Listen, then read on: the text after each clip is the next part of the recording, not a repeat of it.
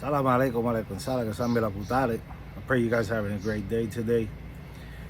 Philadelphia is hot, hot, hot, hot. They said it went up today as far as 105, if I'm not mistaken, um, which is fine. It's starting to like still pretty hot, but it's a little more. The wind is coming in. It's kind of cooling down a little bit.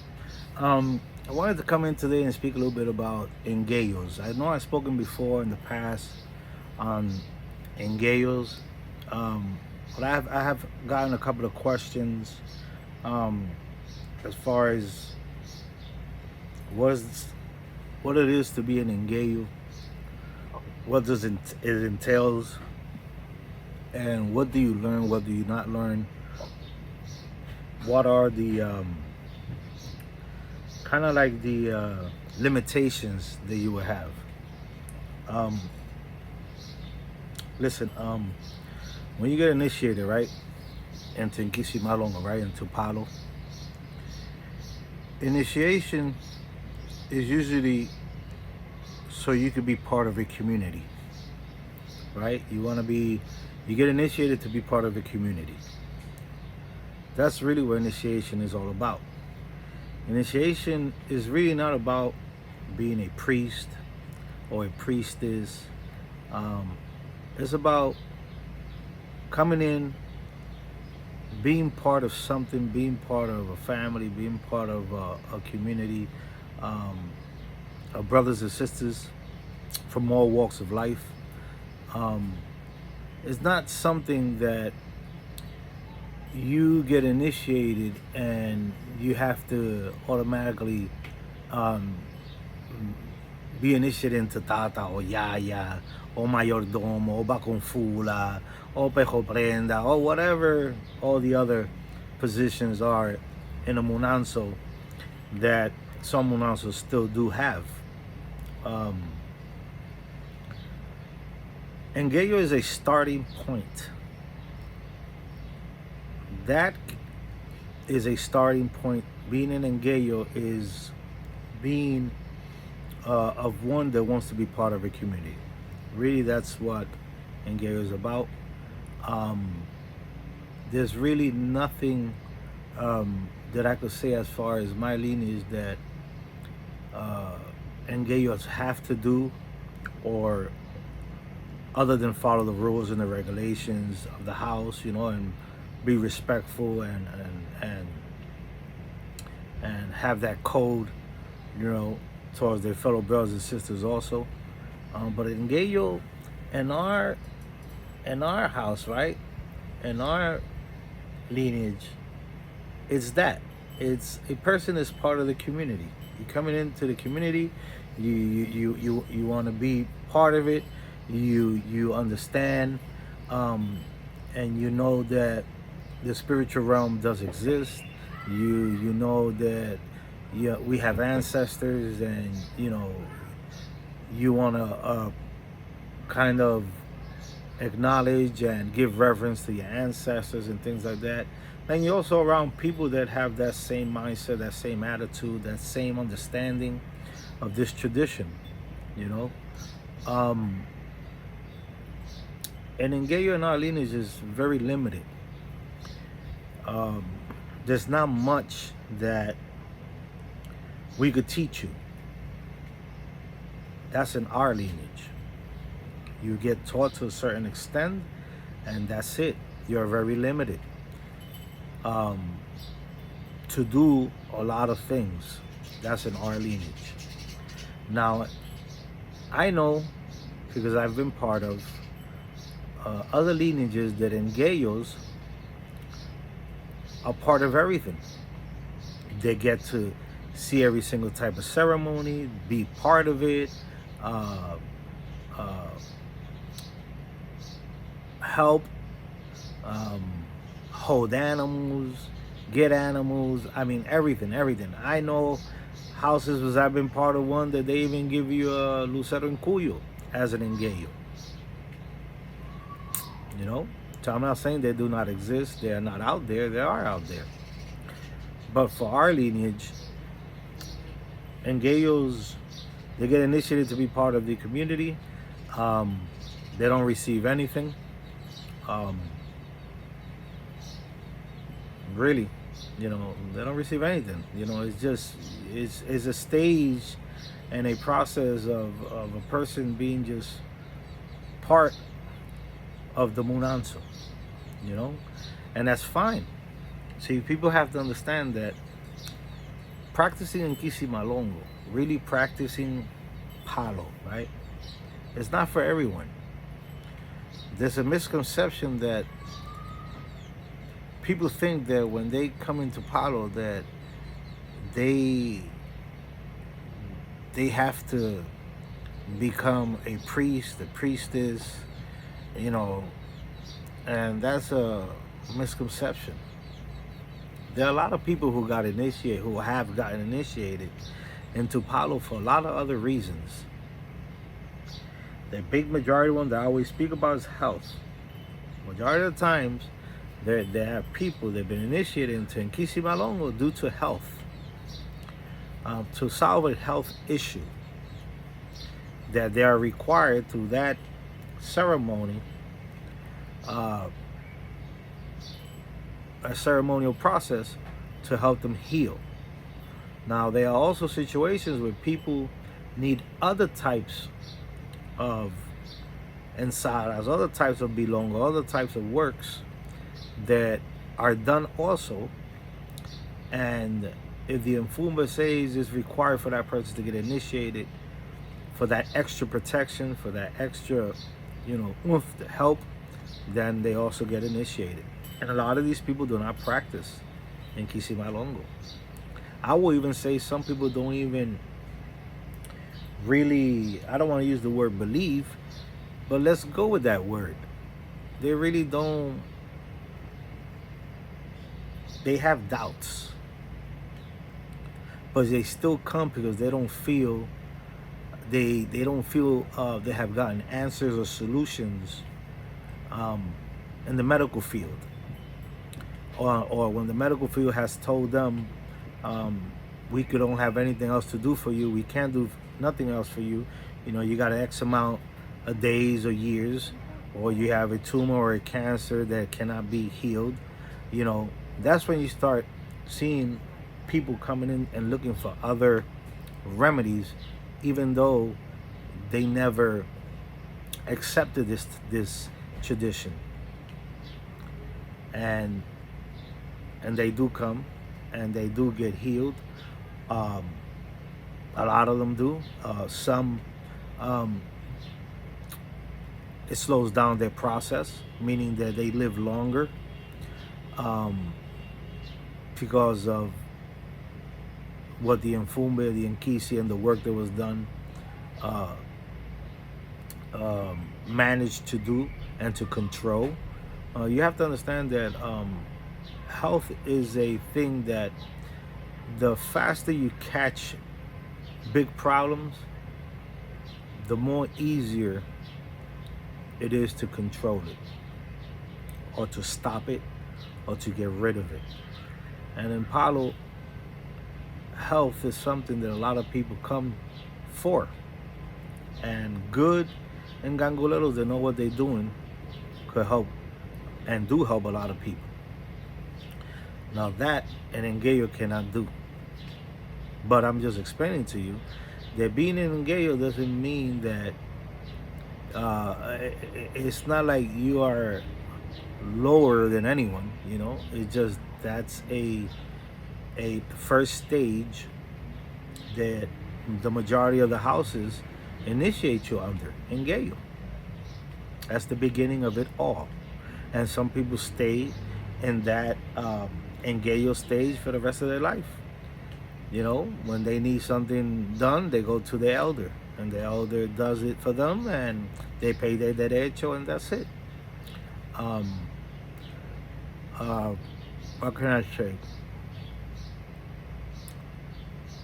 Don't feel any type of way if you go to a house and the first thing that after you're reading, they tell you, I only can initiate you as an Ngueyo. Well, don't feel bad about that. Initiate yourself as an Ngueyo. And through time, you ask again if I'm accepted or can I get initiated into Tata or Yaya or whatever, rank that you think that you're capable or you're accepted to do. You know, every day I hear I want to get initiated and I want to be a Tata. I want to be initiated and I want to be a Yaya. And I think that a lot of people don't really understand what it is to be a Tata and what it is to be a Yaya. I think they look at it like it's a position of high rank, high authority, and everybody wants to be, let's say, the boss. Wants to have that rank. And you got to understand that rank comes with responsibilities. That rank, not everyone could do it. There are people who have been initiated into Yaya, into Tata, with no Nkisi, no Fundamento, no Nganga, and to this day are still in that same rank. No Fundamento, being a Tata, and being a Yaya. The difference is that they could partake, and if not all, a great majority of the ceremonies and the things that Monansos do, but they're out there. There are Tatas and there are Yayas that have fundamentos.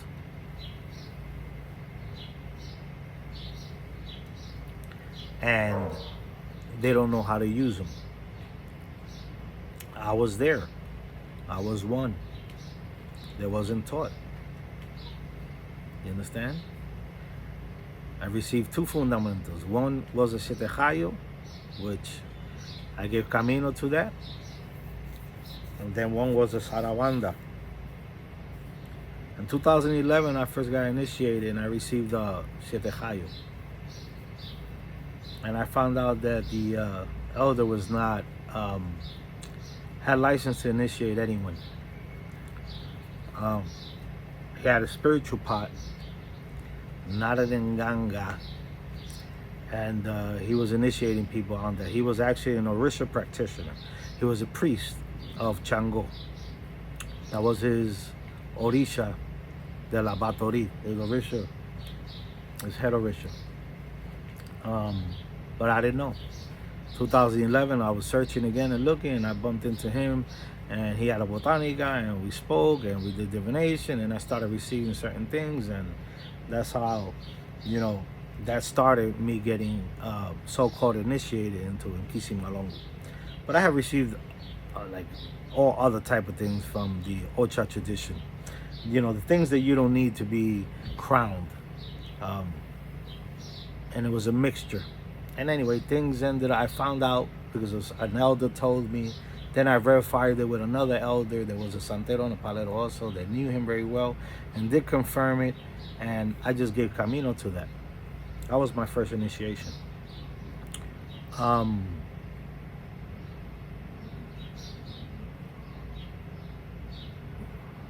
When I received my other Nkisi, I got initiated. And then the day that I was going to receive my Nkisi, they initiated me into Tata. And my Nkisi started to get built.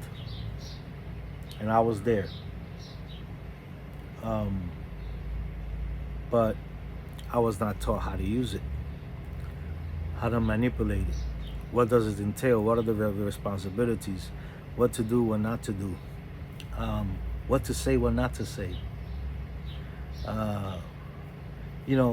All these things that a lot of people that I have spoken to that have these Nkisis in these pots and are lost the same way I was lost. And one of the reasons why I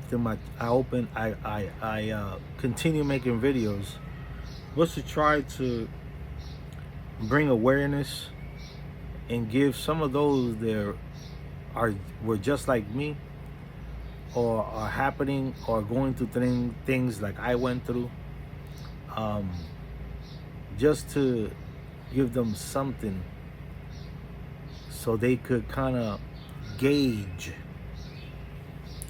what should they be looking for, what should they do, what is the next step. That's the only reason why I kept doing videos.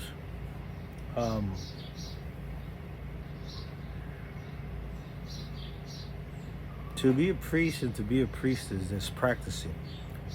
And when I'm saying practicing priest, I'm saying a priest that has a fundamento, at least one, or a priestess. You have to remember that there's responsibilities, and this is not cut out for everybody. And I think that's the main issue these days, that all these people that see the rank of Tata and Yaya, they all want to be in that category, but they're all not capable to hold and to manage the responsibility that they have in hand, or they do not understand the responsibility of being a Tata or a Yaya. With a fundamento, of course. You don't need to have any godchildren to start understanding and start noticing that as a Tata Nganga or a Yaya Nganga, it's not easy. It's not a cakewalk. You're going to commit and do a lot of things that you're not supposed to do, or that you should have not done or do because nobody was there to teach you. And the experience that you have with Yankisi is the only experience that you on your own could develop with that Yankisi.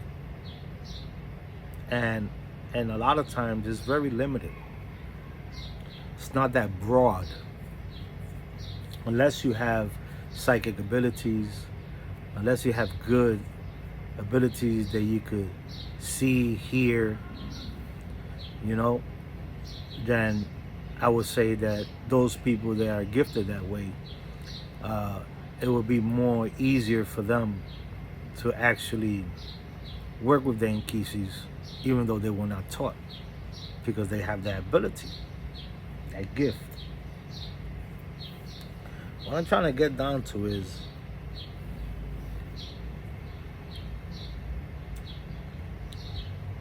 if you want to become an initiate, right, in Palo, in Kisi Malongo,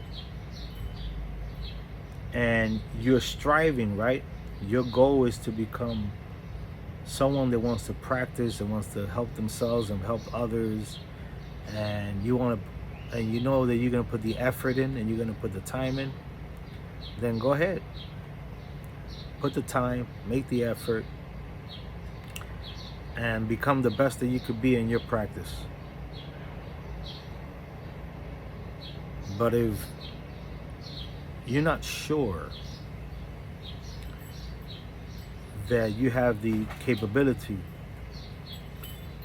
to be responsible, to be honest, to uphold your lineage, your elders, then I would tell you, don't strive to become a Yaya or Tata Nganga.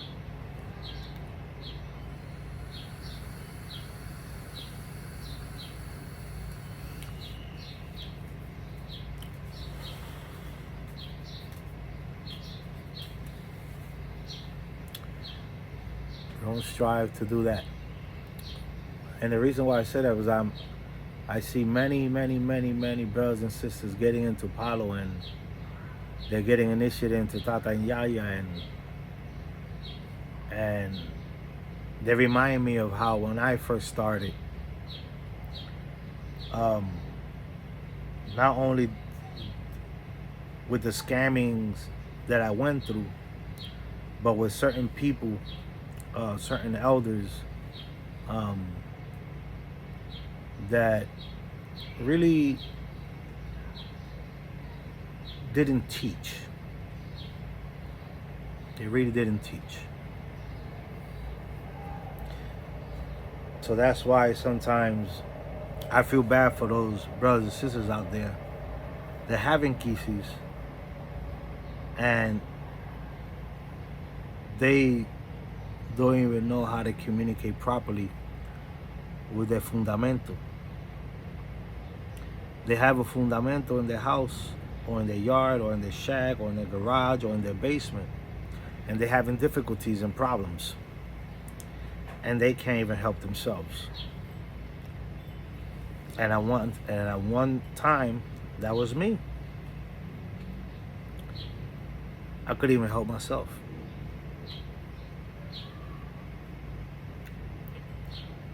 You're not born knowing everything. You're actually born knowing nothing. And in Palo, just like all other traditions or religions, you have to learn. And you need to have someone to teach you. And if your decision and your choices, or through the lack of knowledge or lack of understanding, that a lot of us, when we come into these traditions, we are lacking of, we make the wrong calls, the wrong the judgment calls are not judged right and correctly. We don't know what to ask, what to say. We look at elders like I'm gonna say like gods. In other words, you know, we take the backlashes, we take whatever they say. For you know, they say something and it's like yes sir, yes sir. You know, like verbatim. You know, like they don't make no mistakes or nothing like that. And that's one problem also that I noticed in us when we're looking in these traditions, that when we finally find a place, right, that we think that is correct and that is right, and that you think you're gonna learn and you're gonna be well in, down the line, in a great majority of these cases, you start noticing and seeing things that you didn't see in the beginning. And it's like your mind kind of and your emotions take over, and you don't see things for what they are.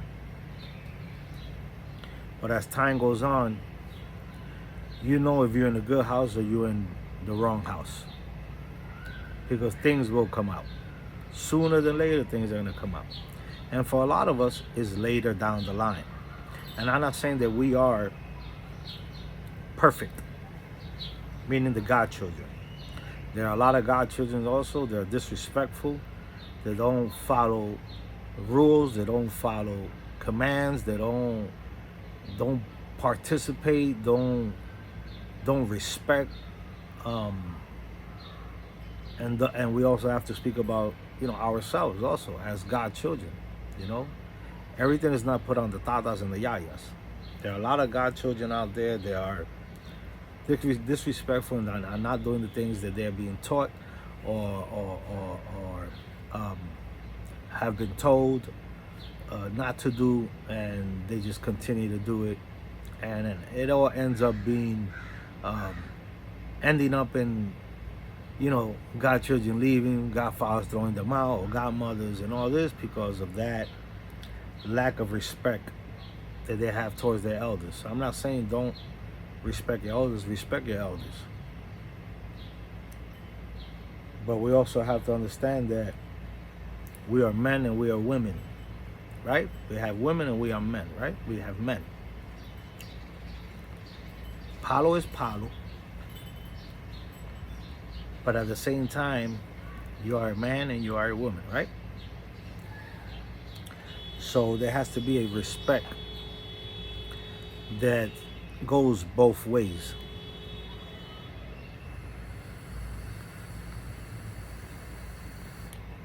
And that's why I say that, because when we come in with all these emotions that we finally got a place that we finally have an elder that accepted that we finally gonna learn, we put our guard down and we let elders treat us in ways that sometimes are not too great.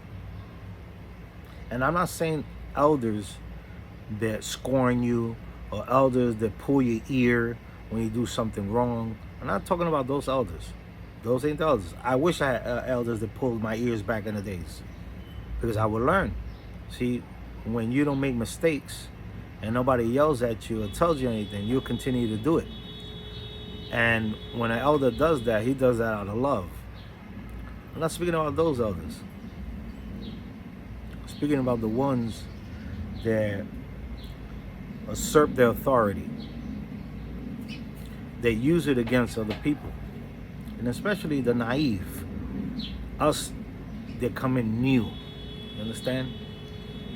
And we hold them in such a high regard that we don't want them to look at us different, or look at us that, we don't want to make no mistakes or do anything. But you got to understand what is a mistake and when is somebody passing their boundaries, overpassing those limits. There has to be a point where you understand that now this is not because of you disrespect anyone, or this is not because the elder is trying to guide you right and you're not paying attention or you're not doing what he's saying. This is someone trying to rule you and run you like give you their property. That's what I'm talking about. People that are like that.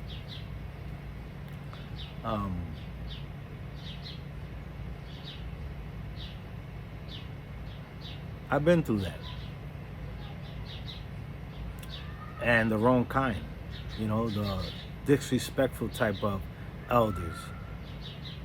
The ones that call you a name or a bad word, that you will not let any woman or any other man say that to you in your face without you reacting. But because that's an elder, you stay quiet. You take it. Those are the elders that I'm speaking about.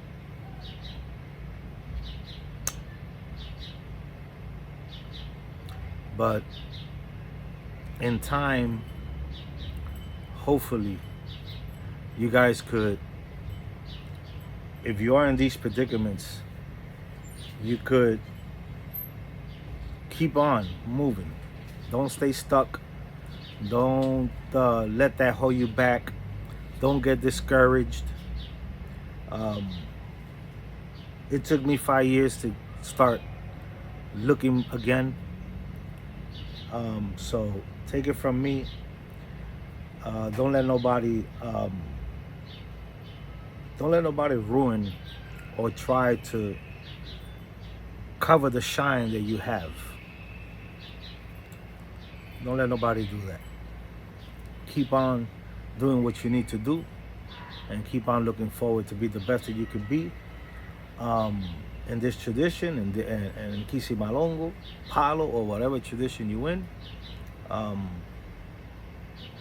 Be honest, to one another, especially in the Munanso, when you speak to your elders and speak to your brothers and sisters. Let's treat each other like family. Let's treat each other like the community that we're supposed to be part of. Let's not be about that bickering and hollering and problems and gossiping. Let's be about those that build. Because one day you're not going to be here. And your godchildren and their godchildren are going to keep leaving your legacy behind of where you came from, meaning where you got initiated at, and who you learned off of, and who that person, that elder that taught you learned off of, all those generations back to now, to these days.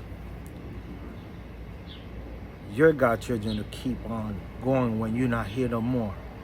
And it's like you're alive in their eyes, because they kept on the tradition. They kept on teaching the way you taught them. And that's the best thing that you could do. Once again, remember, it's a responsibility. It's a walk. It's a crawl to a walk, never a run, never a race, not even a jog.